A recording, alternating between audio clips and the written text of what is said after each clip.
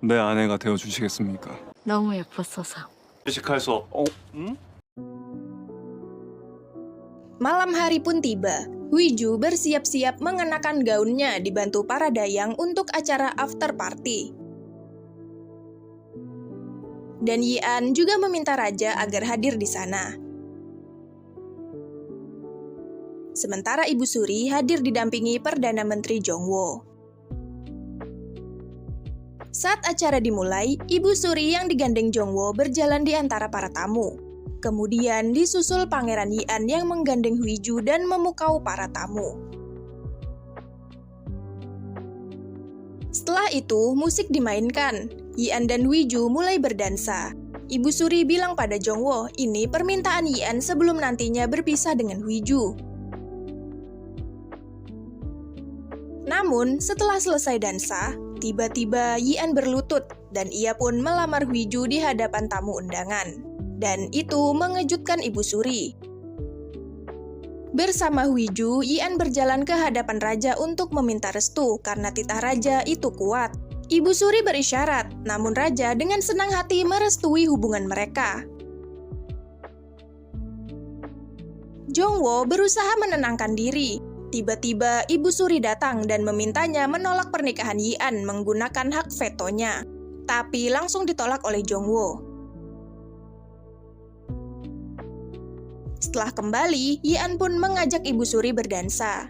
Ibu Suri berkata jika Yian pembohong, tapi Yian membalas jika ia sudah tahu jika Ibu Suri mengubah wasiat mendiang raja suaminya, yang seketika membuat Ibu Suri terdiam karena terkejut. Sementara itu, Huiju mengajak Jongwo berdansa. Jongwo mengingat masa-masa muda bersama Huiju, di mana ia jadi orang yang paling Huiju percaya.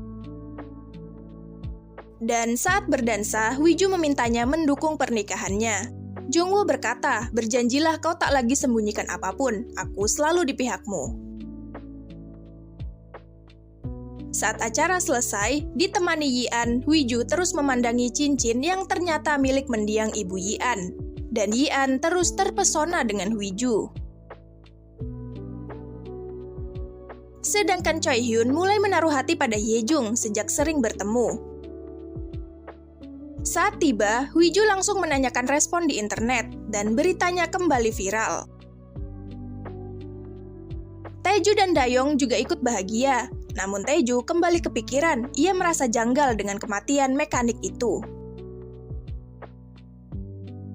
Keesokannya, Sangwon menemui Ibu Suri. Kenapa kau tak mencegah lamaran itu?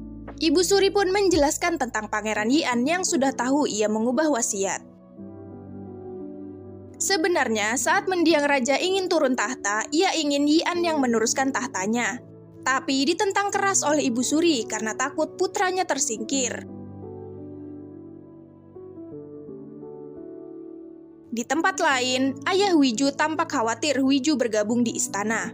Meski tak suka, ayah tak ingin Huiju celaka. Jadi, ia ingin menempatkan orang di istana untuk membantu Huiju. Setelah itu, Taeju datang ke kantor Huiju untuk laporan jika orang yang ia cari sudah meninggal. Di mobil, Huiju membaca daftar pertanyaan untuk wawancara. Saat wawancara dimulai, Huiju memamerkan cincinnya dan menjawab pertanyaan dengan penuh senyuman. Di malam harinya, Choi Hyun menunjukkan artikel wawancara Huiju pada Yian dan terus membuat Yian tersenyum. Kini, Huiju ditemani Yejung kembali tinggal di kediaman pribadi Yian, yang langsung disambut gembira oleh para pelayan. Karena Yian tahu ada mata-mata di kediamannya, jadi Yejung minta izin pada Yian untuk menjaga Huiju di sana.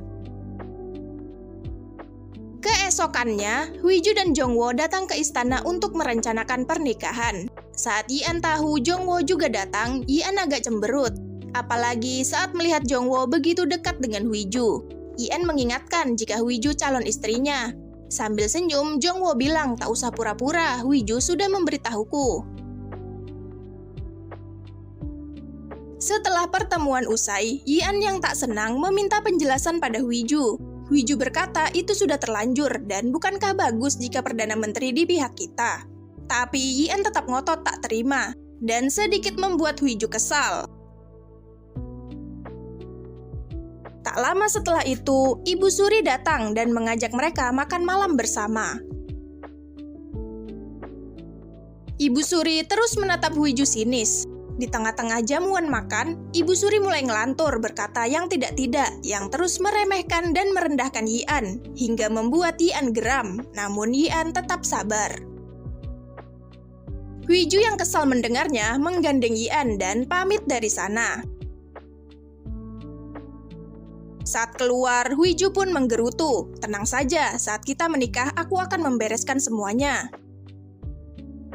Yian tersenyum mendengarnya, namun saat ini ia tak ingin berada di istana. Jadi, mereka berdua mengendarai mobil karena Yian suka mengemudi. Dan untuk menghibur Yian, Huiju mengajaknya naik kapal pesiar miliknya berdua, agar Yian bisa bebas makan apapun dan melakukan apapun tanpa dibatasi aturan. Huiju juga membantu Yian mengatasi mabuk laut. Setelah itu, Huiju berdiri di ujung kapal layaknya terbang sambil dipegangi Yian. Dan karena suasana yang romantis, mereka pun larut di dalamnya.